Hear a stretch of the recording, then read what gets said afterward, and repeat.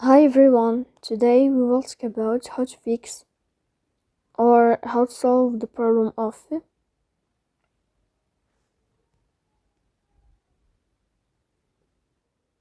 on the application of X Twitter. You will go to settings. In this page you will click on apps, default apps, app settings.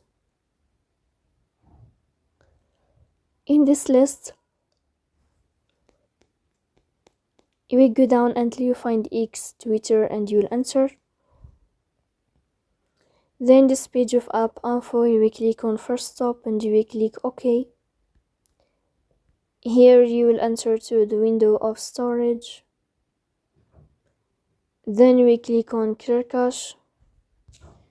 In the end, you can turn off your phone and you can restart your phone again. So please don't forget to support us by like and subscribe.